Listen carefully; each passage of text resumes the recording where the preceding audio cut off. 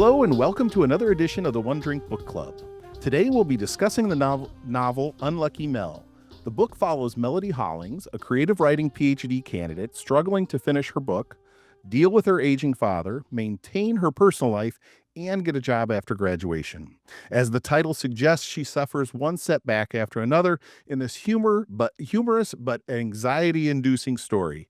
My guest tonight is the author of Unlucky Mel, Aggeliki Pelekidis. Did I say that right that time? Pretty Or damn close. So it's Aggeliki, but you can actually say it Angeliki. Angeliki? I've been saying my name like wrong for a long time because the two gammas make a diphthong and you've got like an ung sound. And I've been saying Aggeliki forever. And then I was like, wait a minute, I think it could be Angeliki too. So either way works.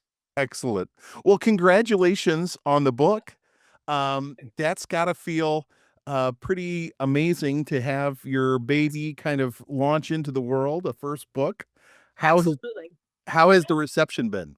It's been great, like, amazing, like, it's probably the most rewarding thing in addition to actually seeing the physical copy of the book is just when people get the book, their response to it is just so gratifying, like, it makes me so happy because it took me forever to do this, I've been Sure. working on this book since I started it in, like, 2014, and it was accepted for publication, I think, in around 2022-ish or something. Oh, wow. Went through a lot of revisions before that and after that, so it took forever, so it's super gratifying, and I'm thrilled at the response it's gotten. Oh, good. I mean, you know, I'm sure there's a combination of just getting it over the finish line is a big gratifying feeling, but then to actually get positive feedback and a lot of responses has gotta feel great. Right, it sure does, yeah, especially since, like, the first book I ever wrote failed, so, like, this is my learning and changing how I do things and then succeeding, so, like, there was a lot of failure before this book, so to finally have something actually work is incredible. Oh, that's really interesting. What, what was the big difference between the 2 projects? What did you learn in your failed project? Uh, Plotting, narrative arc. Yes. So, I go through a PhD program. I love my PhD program. It was great, but we concentrated so much on characterization that I feel like we didn't. I don't know if I got as much out of, how to actually plot a book. And so the first book I wrote started off as a short story that just meandered aimlessly. And when I thought I was onto something. I had something amazing and like the world was going to open up and agents going to like, fight over me. And they were like, "Oh, thank you. No, not good. No narrative arc, no trajectory." And I was like, damn it, I don't know what the hell I'm doing. So I literally had to just start over and learn and like teach myself and like go through a whole process of reading craft books on plotting and then find books that I really appreciated the plot, how the Oh, sure. trajectory of a character from beginning to end and say, okay, outline it, like reverse outline it. Say, "Oh, okay, so this is how it works." So I went from being one of those writers that's like the seat of the pants type of writers that just Sure. flows and goes and learned, well, that doesn't work for me. I like the logical progression. And so I'm more of an outliner now. And of course, that doesn't mean like you have to rigidly adhere to an outline. You can deviate as it's appropriate or you want to, but I learned how to do that, how to outline a book. And then this is where this book came from. And so basically now that's who I am as a writer. I don't know if I will ever go back to just kind of the meander. It's not for me. Well, it's interesting. I mean, it's gotta be helpful for your brain to know where you're supposed to be going. And Yeah. so even though it's working in the subconscious and getting there, but it's kind of funny that you had to have that realization, because I'm sure you've read thousands of books, and to not realize, like, that kind of basic Yeah. need for a narrative is kind of interesting. I guess. I think it might have something to do with like um programs that you go through, like the way books are studied when you're going through That's true. a creative writing program. And not true for all programs, but it might have been just the time when I was going through mine that the idea of plot when it comes to like say literary fiction was not considered two things that go hand in hand, which is not true. Obviously, there's Sure. plenty of literary fiction that has these great moving plots. It was considered more of like a genre fiction type of thing.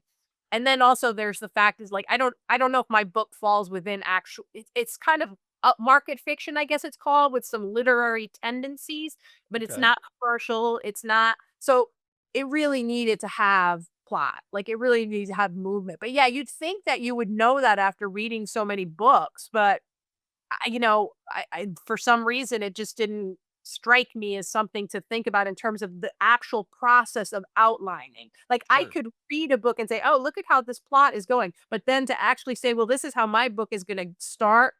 Here's how it's going to end, and then here's all the middle and how we're going to get to that ending." You know, Yeah. that was something that I didn't have knowledge of. The actual process of engaging in that type of outline. Was it more or less work once you kind of realized that that was gonna be the process? I think in a way more for me, Okay. because there was so much brainstorming and jotting things down and asking what if questions to develop scenes and like, you know, putting them in order, rearranging them, thinking about characterization. Like there was a lot of stuff that was overlap. If I had done a meander, it would have there would have been some stuff that was the same. But I think that Sure. there was probably more work because I really had to think everything through. Like, think about, okay, what's gonna happen next? What's gonna happen after that? Like, what's the logical progression that happens after this scene to the next, right? So, Yeah. I think I would say it was a little bit more. Interesting. I've been on a little bit of a kick. I've read a number of, like, science fiction-y fantasy things, which is not normally what I gravitate to, but I've had some people suggest stuff, and I feel like those you have to have outlined. Like, you had to know where you were going, Yeah. or it would be, like, just a complete mess. Right, and Um, I love that stuff. Like, that's my yeah. secondary literature that I like to read. Like, I grew up reading that just as much as I grew up reading literary fiction and the classics because I was a complete Anglophile as a teenager. Oh, yeah, the canon, all that. Um, so you'd think having read all that too, I'd be Sure. like, "Oh, outlining, yes. That seems like a very wise idea." But no, no, I had to fail because failure's a good teacher if you let it be. Well, it is, but it's hard to overcome too. I mean, it can put up some serious blocks. So, Oh, for I sure. give you double credit for, kind of going at it again and then realizing where what you could learn from it. That I am the most stubborn and persistent person. I honestly I don't know if it's a Greek thing. I'm not a big like into horoscopes and stuff. It's a Scorpio thing. I have no idea. I refuse to give up. Like I'm gonna persist and learn and just keep going. And I have my lazy moments too where I don't want to work on it at all. I'm writing. But I'm very persistent. So I don't think it was ever an option to quit. I knew I was just gonna move on to something else, like a different project and figure it out. Oh, good.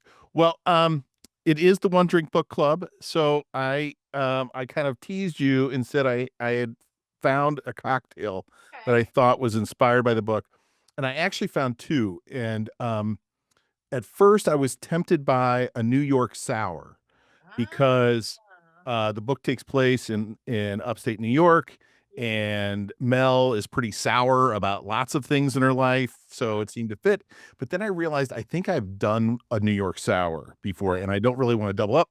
So then I was trying to go for an unlucky drink to follow the title, and I Okay. came up with an unlucky martini, which is a martini with 2 olives. Oh, it's missing an olive? So, yeah, apparently, superstition is that an unlucky martini has 2, where a lucky martini or a regular martini has either 1 or 3.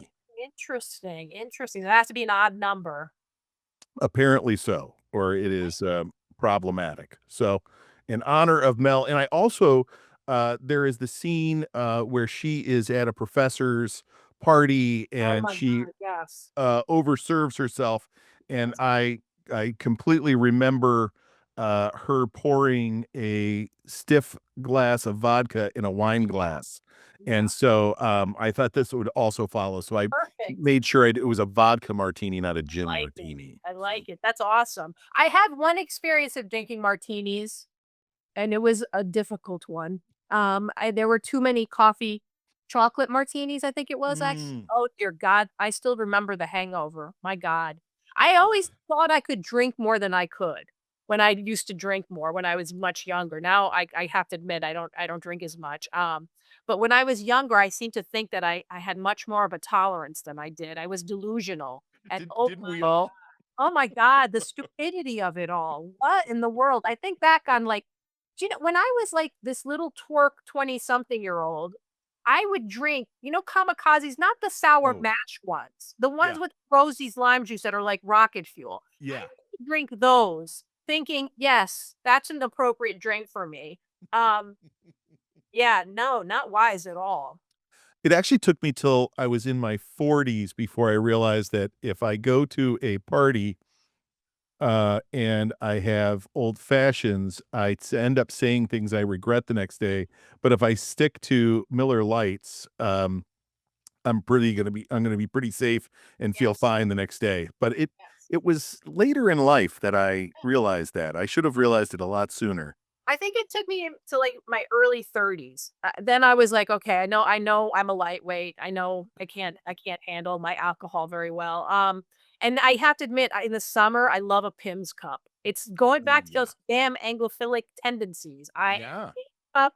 There's this German beer that's this grapefruit beer. I can't remember what it's called. Radler. No, it's not that one. It's with an S. Something Oh, SCH something or other, and it is so refreshing because I'm out in, my yard, I'm a big gardener, and that one during the summer is, like, perfect. I love ginger liqueur, like the ooh. Mhm. Canton, the Domaine, and, Yep. with, like, anything, basically. That's amazing. So I tend to do, like, those types of lighter drinks that are not super strong nowadays. Yeah, those are good, Yeah. and those are all good for gardening. Yes. That and a gin and tonic. I always feel to go to your, Anglophile, Yeah, right? Very tendencies. classic. I thought about a Zelda Fitzgerald. Ooh, what's in a Zelda Fitzgerald? If I remember correctly, it's something like, gin, honey, lemon juice, something like that. So it Ooh, sounded kind of light almost and like a good. bee's knees. Yes, and, I thought about because of what her background was with, like, F. Scott Fitzgerald kind of dominating and Yeah. mental health issues. So I was like, that would be interesting. But then I looked more into her background. Oh, she did not her family was, like, KKK people. Oh, really? Ooh, Yes, Southern Belle type, and I was like, interesting. maybe that would not be a good choice. She should be left, I feel bad for what she went through mentally, but, ah, Yeah, hardly that. maybe not. Yeah, exactly. Um, well, I have to say that your book did not make me wanna go to grad school. Um, did this track pretty closely to your Did experience? not, Oh, it actually. did The not, funny okay, part, that's like, good. I always have to remind people, like, I don't know, it's such a weird phenomenon, like, a lot of people get it because they know me, especially, like, Greek background, parents immigrants, born in Brooklyn, moved around a lot. Mel, very different. My PhD situation was very different than Mel's. Like my professors in the English lit side were great. They would allow you to do both literary criticism as well as short stories quite often.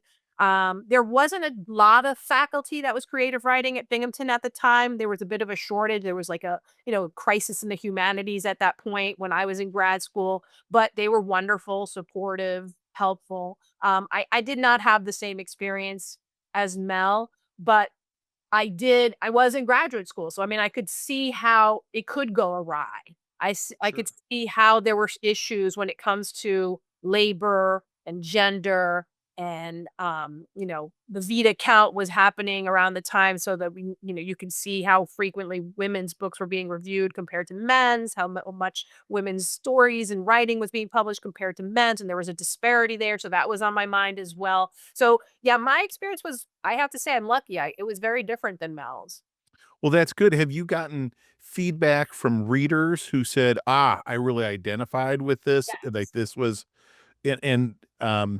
I've always thought that the academic situation or the academic world, um, the world of, like, uh, healthcare too, there's a lot of egos, when you're talking about a hospital and whether it's administrative or doctors or Right. surgeons, etc. It's a lot of educated people in both situations, and you create these fiefdoms Yes. that could be very toxic. And don't forget too, in academia, sometimes you have people who they've literally gone through school their entire lives. They've never worked in any other type of environment. Like I worked in public relations in New York City for 10 years before I went back to graduate school. So I knew a 9 to 5. I knew a very demanding job. I climbed that, firm and then nonprofit ladder. And so when I went to graduate school was it was kinda easy because, like, I already had, like, 9 to 5, 365 days a year. Well, not quite because you have vacation days, but Right, I right. in academia, you have people who are, like, high school, bachelor's, master's, PhD, like, they've never worked in any other environment, and honestly, they're a little strange sometimes, like, and plenty of them aren't. Plenty of them are perfectly normal, but some are just don't have that same type of I don't know. They're professional in different ways that suits their environment, but in some ways, they're maybe could have benefited from working in different environments as well. Sure. That's one of the things. I've hired a lot of graphic designers through the years, and especially ones that have come out of school, and it is a real jolt to them when you say, "Well, I need a logo, or I need whatever, a design of something, a brochure, whatever it is, and I need it in like 8 hours." And they're so used to having half a semester or 2 weeks to come up with Right. 18 different comps and have brainstorms about it. And like, nobody's going to pay for that. We gotta get this done right now. Yeah, exactly. It's just a very different environment. The pace is different. Um, who you interact with, because I think maybe in academia too, you're interacting with people who are very similar to you so often. Because Yeah, knows to this day there still isn't a ton of diversity as much as there should be, sure. and in a lot of workplace environments, it depends upon the industry, I suppose. You're going to have a lot of different personalities that you work with. Like when I worked at the New York Aquarium, I'm working with the groundskeepers, I'm working with the maintenance people, I'm working with the trainers, I'm working with the keepers, I'm working with the scientists and the researchers. It's such a disparate group of people, and Sure. you become very adaptable, I think, or maybe you go into it already being a little adaptable because you have to work with so many different types of people in different professions. Sure, and I think that's really, that particular environment is also interesting because, uh, there are some quirky folks in the animal care, space. I was on the board at the National Aquarium, Oh, uh, both in DC and, Baltimore for several years, and they were great people and really interesting to work with. But you're right, you had dolphin trainers and uh, science people, as well as the marketing people and the PR people and the operations guy, and it's a big job to try to manage that many different people. yeah, for sure, for sure. Um, so it's interesting. So a lot of the characters in your book, Mel is kind of against the world in some ways. She has some people that she either can't get to pay attention to her, whether it's a different professor. She has her frenemy Ben, who is her good friend, but she realizes somewhere along the line that Ben is giving nothing back to the relationship, and she is the only one giving. And some of it has, I mean, you touch on some of those um inequalities, especially from a female male standpoint, that male authors are given more credit and things like that. And which I thought was interesting. And it was also interesting when I was researching the cocktails. I looked up favorite author cocktails, and I think all of them were male authors, which I thought, oh, this kind of There it tracks is. with some of Yeah. what she's saying. But I almost didn't feel like Ben in particular was necessarily sexist, other than than he was just a big jerk. Yeah, I Like, think he's very self-involved. yeah, I think he crosses over at times, like, he has that one moment where he says to her, "You're funny for a yeah, woman." So, like, his that's sense true. of That's what's true. humorous, and at the time too, when I first started writing this book, and also, like, at the time when the book takes place, there was so much discussion about, like, "Oh, there's not any funny women." And it was like, "Okay, sure. Sure there are. You just don't know them." Like your palette, I think the palette for humor sometimes because there was at the time it was dominated by male comics, funny male writers. The palette becomes so used to that that when you're exposed to female comedians and female writers who are funny, it doesn't resonate with you as maybe a man because you're so used to one version of humor, and that thankfully has changed quite a bit. Like I really thank the Amy Poehler's, Tina Fey's, and all these other women writers that have just done such a great job of Oh saying, yeah. "Oh, that's nonsense. Women are hilarious." Oh, absolutely. And I think everyone you just named, Sarah Silverman on that. I mean, just smart and funny. Which leads me to another question. I Wanda thought, Sykes, I mean, Wanda Sykes killed me oh yeah, back in the day, and I remember one time I had like friends over, and we watched a Wanda Sykes, and like the men were just like dead, silent. Like this was years and years ago. I'm like, how are you not really? cracking up? She's hilarious. So yeah, it's been an issue for a while, but with some improvement lately, fortunately. Agreed. And speaking of that, I thought your book was very funny. I mean, I thought Yeah. it was very humorous, both in your turns of phrase, as well as some of the situations that that you talk about. Um, did you find it hard to be funny on the page versus funny in person? Those are almost, in some ways, they can be different. Yeah. Um, I don't know that every funny person I know could write something that was funny, Right. and I've known some people who are humorous writers, but aren't necessarily funny in person, and so Right. Right. how did you figure out how to be funny on the page? I think first of all, I learned something about myself. I realized I have been telling stories to make people laugh since childhood. Like that's how I became friends with people. If I could crack them up, I had them in my power. Like this was the control that I could exert. And then I think it was a process of um learning. It was a lot of work to learn to take that humor in real life and put it on the page. But it was also studying funny writers. Like I literally so the book is also inspired by Kingsley Amis's Lucky Jim.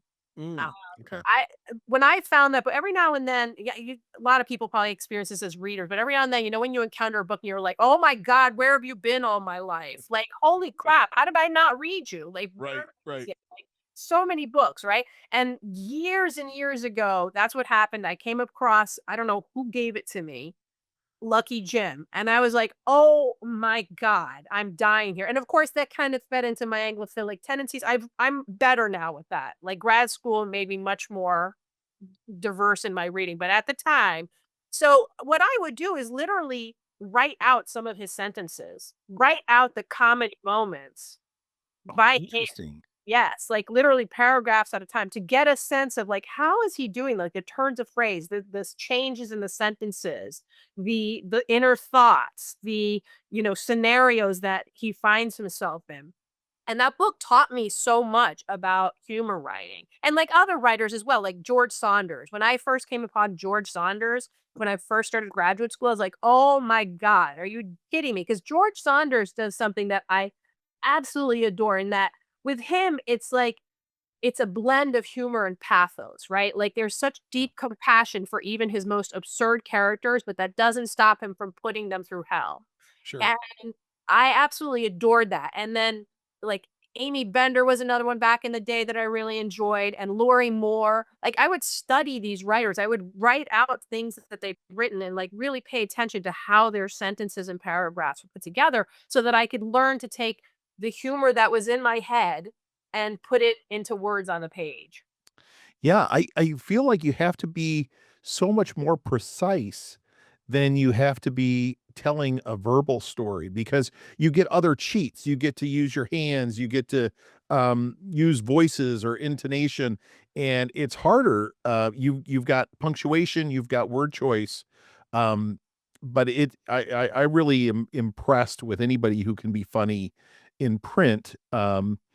When I think it's that much more difficult, I think, than when it's I enjoy it. I so mean, I wrote it to make myself laugh. Like, if I couldn't make myself laugh I was cracking up. Like, I can still read parts of the book and crack up over it. Like, That's that's what I wanted. I wanted that type of, like, it would be surprising. I was hoping to achieve that, like, I could, create these lines and these scenarios and everything like that where people would be like, "Oh my god, that's absurd," and just literally laugh out loud, like, and I, because I was gonna make myself laugh out loud. So if I could make myself laugh, then I think I would, okay, hopefully I can get the reader to follow along also. sure.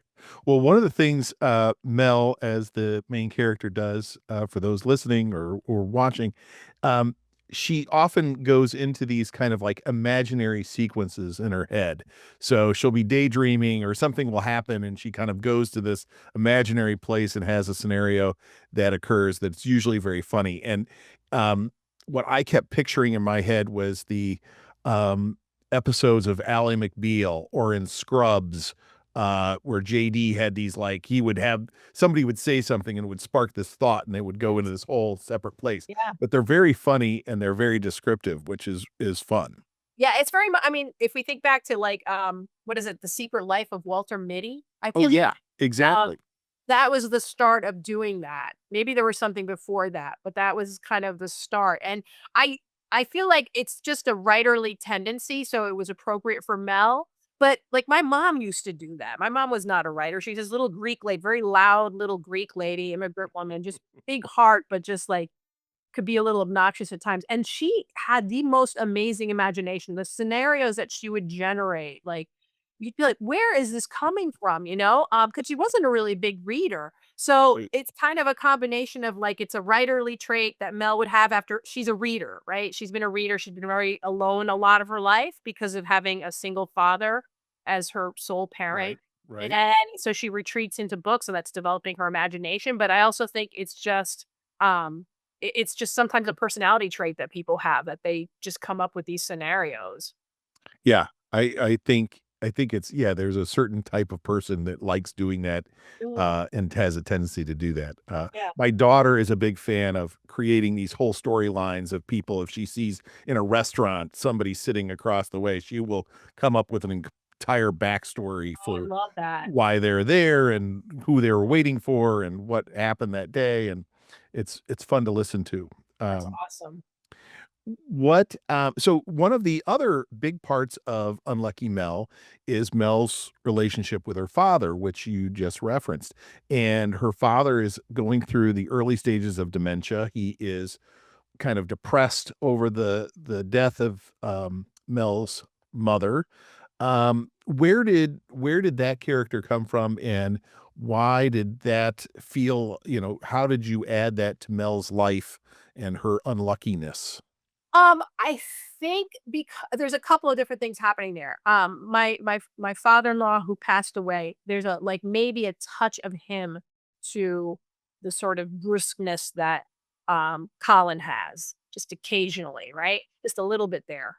There's also the idea of how like the patriarchy can be benign in its negative impact, Sure. just neediness and codependency, right? So there was an element of that. So I needed to create a father. And then the fact that there is no female figure to help Mel out. So that kind of, she learns to, the reason why she cares for Ben the way she does is because she learned to care for her father and be a sort of parent to her father. Sure. Um, and so I think a lot of responsibility is placed upon her. So I really had to think about her backstory. And then that helped me figure out who Colin would be as well to create this relationship that would then lead to how she would kind of be flattered and fall for how Ben is. Yeah. Um, and so that was a couple of different things that were going on with creating Colin. And he cracks me up too. Like, and also just like it is really sad the way dementia progresses, and it starts off with little things, little clues, and then it kind of escalates. The way he gets more sort of obnoxious with women, like Mhm. it's just, it's an interesting thing. That happens, it's really tragic, and so there was a part of that that I wanted to kinda throw in there too, and the way that women quite often end up being the caregivers for their elderly parents, and the impact that has on their professional, aspirations or their creative aspirations as well. Sure. I mean, Mel kept having to put everything on hold for her dad. And I think a lot of people can relate to that who have elderly parents but you're right. Oftentimes it's the females in families that end up being the main caregiver on that. Yeah. Um, it was, so Mel throughout the book kind of, I kept thinking to myself, geez, don't make that decision, make this decision. Right. And I think, clearly you kind of did that on purpose where she kept she kept making and she was very good-hearted about it. It wasn't that she was, intending to do things poorly or make those bad decisions. But was it hard for you to keep putting her in situations where, you know you know, you knew the reader was gonna say, "Ooh, don't go," it's like, "Don't go in that room." Everybody knows that that's the bad room to go in. Yeah. No, it was not at all. Like, I love putting her through hell, because I think it makes sense for her background. Like, here's somebody who, is they went into a profession because their father thought, "Oh, this is a good idea, you'll find a job." They're very sheltered, they've lived in the same town their entire life. She's very naive, Yeah. and she's from a little tiny town, and here's this, like, big city slicker with a great publishing and, like, degrees, and he flatters her, like, she feels very special that he has, you know, bestowed his friendship on her. Yeah. And so she's very vulnerable to that because of her background. So, that's very different than me. Like, this is where, like, when people are like, "Oh, is Mel like you?" I'm like, "Oh my god, I would have never." Like, I'm Brooklyn jaded. Like, you're not doing that to me? Like, so You're didn't not doing have your a problem. homework. Yeah, exactly. Like, I didn't have a problem having her go through these things because I feel like it made sense given her background that she would make bad decisions because she doesn't have a lot of experience. Sure. One of the things, in that relationship with Ben, uh, Mel spent a lot of time editing Ben's book, and then he did not return the favor and kept procrastinating helping her out, and when he did, give her any feedback, it was superfluous. It clearly he did not put any time or effort, and it was kinda demeaning and not helpful at all. What what role, like, who was the person that helped you with Unlucky Mel and editing that? Like, did you have a good experience? I assume it was a good experience on the Yes, I ending side. totally did. I had, I think it was at least 3 different people. One of my 2 of my professors actually were super helpful, Jamie Riston Colbert and Jack Vernon. And then I also had beta readers who were in the program with me, Olivia Chada, Barrett Dowling, Catherine Henyon. Like, so 5 separate people right there were really helpful at just seeing different versions of it and helping me revise it over time. And then when it finally piqued the interest of the, editor at Cornell University Press, where it was published, Jennifer Savern Kelly, she was tremendous. It was a pain in the neck, I'm not gonna lie. Like, "Oh my god, can we be done with this revision already?" We went through, like, 2 or 3 rounds of revision, like, um but she really, you know, really maintained my vision for the book while also helping me improve it. So there was, it takes a village for real, like to really write a book. Like if you're going at it by yourself, I feel sorry for you. Find those beta readers if you can, because they were all tremendous in helping me develop this book. Now, did you find were you more, willing to take feedback on the second project versus your first book? Like, did No, that change at all? No, not at all. Like I'll Okay. never forget this. One of the biggest compliments that my professor Jack Vernon said is that I'm incredibly teachable. I don't Yeah. have an ego when it comes to my writing. All I want is for the writing to be better. So even though like sometimes I'm like, "Oh, not again," like and I dread the work, um as long as I have a sense that you're helping me and it's progressing, I will pay attention to anything that you say. Like I will work on things and fix things. And I think that's what helped with, that the relationship I had with my editor at Cornell, Jennifer, was incredible because she would literally say, "Hey, can you do this? Can you?" Okay, sure. Let me think of something. I'll figure it out. Like, your imagination is a muscle, and the more you use it, the more you can invent stuff. Like, the more creative you can be. Like, so it was just, it was very cool. Like, to just get, okay, we need something more here. We need to fix this here. Okay, can you do this. I'm like, yeah, I'll figure something out. And like I was stunned, even in like the final revision stage, like the major revisions that we did before, like we got to line editing, that I was still able to invent stuff.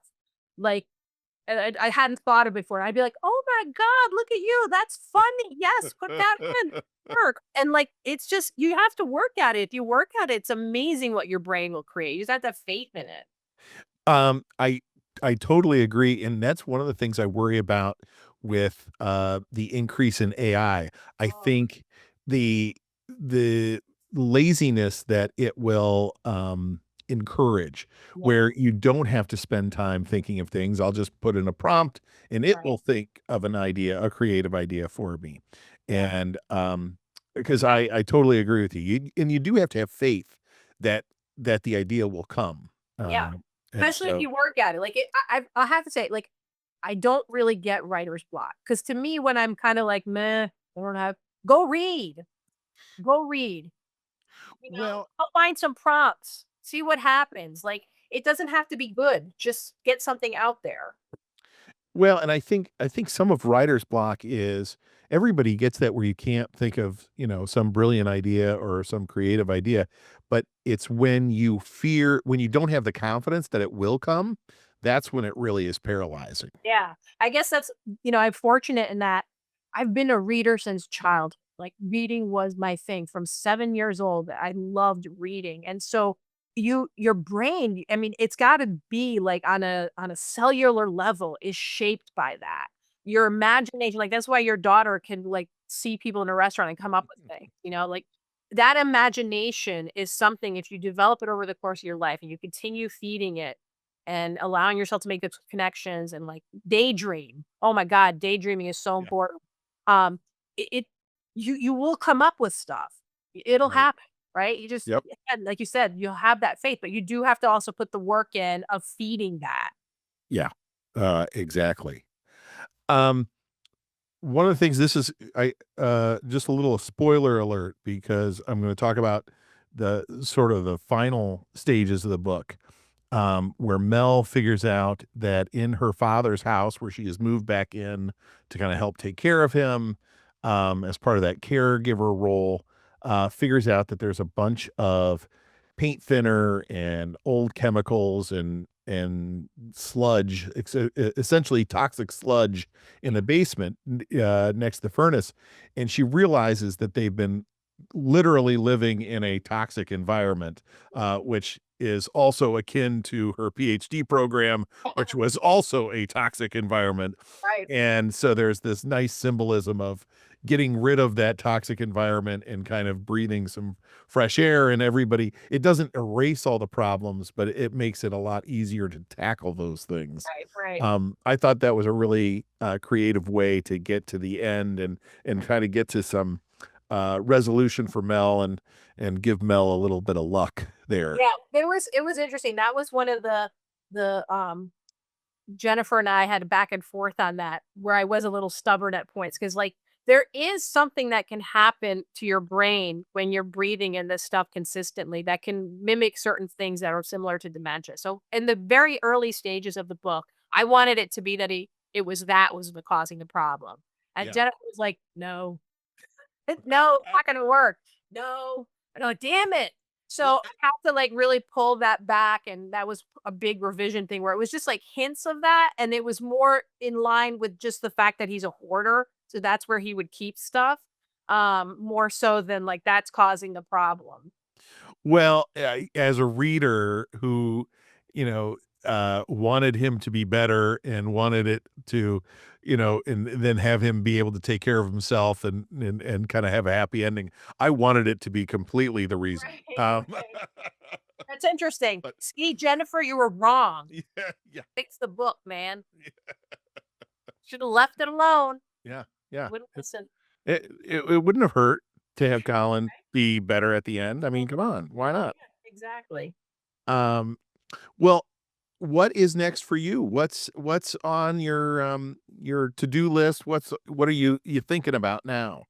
I actually finally said, now that I think I know a little something about plotting, I'm going to go back to that failure book, take it all Mm. apart, figure out a trajectory, for the 3 characters. It's about 3 different characters and work on that. I'm trying to get that done this summer. So a full revision. And I have a short story collection that I should probably submit more and see if something can happen with that. And so that's what I'm doing right now. I actually, for the longest time, once I got back into novels. I started off with short stories, and once I got into writing novels, I was like, I will never write a short story again. I'm done, no more. And then this couple months ago, I joined a writing group, and they all workshop like shorter pieces. And I was like, let me go back and see if I have anything to workshop. And Sure. strangely enough, like I found these 2 pieces. One was like about 2/3 of the way done. I finished it. I was like, I know what I want to do with this. I know, oh my God, it's a story. And then another one, I just had like the first paragraph, but it had a voice. And I was like, I know what to do with this. And I finished that too. So obviously I don't know what I'm talking about. And short stories are fine. I'm still gonna write them. So I'll probably keep doing that here and there. And dabbling as things occur to me. But the main thing is like the novel. I want to really figure this out. Like again, it goes back to my stubbornness. Like Sure. I know there's good stuff in that novel, even though it failed. I know that, like, even though like no agent wanted it, no publisher wanted it. I know there are components that if I can put them together in the right way and rewrite things, get rid of stuff, I can have something. So I'm going to stubbornly get that done this summer. That's my goal. Well, it sounds like you've laid out a pretty ambitious schedule for the summer. I'm way too ambitious. I have like I will literally work myself. I'm ridiculous sometimes. Like I have to learn to like rest. Today I rested. But like I have to like force myself because I get whether it's my garden, my yard, this house projects, writing, this, that, and the other. I get like I'm a workaholic and it's not good. It's a I'm trying to renounce my membership to the cult of productivity. It's not healthy. It, like, legit is not healthy to be like that, and I don't know, maybe it's an immigrant thing, like, I think I grew up with my parents being like that, because, here they came here and they had to work really hard to create a life for themselves. They didn't really have the same resources, and so I learned that from them, but, I'm in a slightly different position and I can actually rest some, like, "Hey, how about that?" Like, relax a little, you know? But, yeah, there's a little bit I tend to get, I have anxiety if I'm relaxing. So, That's the problem. and so there's some kind of happy medium in there. There really is, like, for me, like, the most fulfilling thing is accomplishment, Yeah, and it actually speaks to something that's not necessarily entirely healthy where, you know, I had a very strict great father who expected a lot from me, and, like, if you didn't achieve, you got the wrath, right, or the sure. silent treatment, and so that is something to combat to a certain extent. When if too much of your sense of self-worth stems from accomplishment, then what happens when you just have downtime and you're not really accomplishing anything? Now you have no self-worth. Like again, like you said, happy Yeah. medium. Like it's got to be a balance where you can actually give yourself a break sometime and feel like I'm good enough as I am. I'm Well, good. I think you're right, although you can have different definitions of accomplishment. So if you like to read, obviously, so an accomplishment could be, finishing a book, even though that's not necessarily stressful or difficult. Yeah. You know, I like to fish, Yeah. or, and if I catch a fish, I feel accomplishment, but it's not really it's That's a good point. Like, because those can be viewed as accomplishments, even though, like, in my mind, it's play. So that right, it doesn't right. count, but it really should, right? Sure. Like, if I go and read in the garden, I've accomplished something. It doesn't have to be like now I have to work 5 hours growing vegetables because Yeah. otherwise I'm a failure, you know? Yeah. I mean, obviously, you need to weed your garden and you need Yes. to water it and all that stuff, but I find all that kind of stuff relaxing as well, but it does give me a sense of accomplishment. Mhm.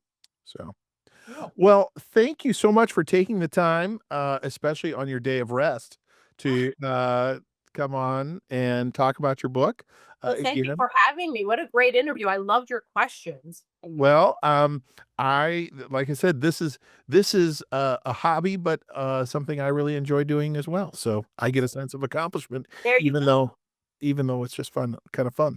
So No, absolutely. It was a lot of fun. I appreciate it. All right. Well, I look forward to your next project and reading whether it's a short story or a novel. Well, let's hope. Cross your fingers. And another one out there.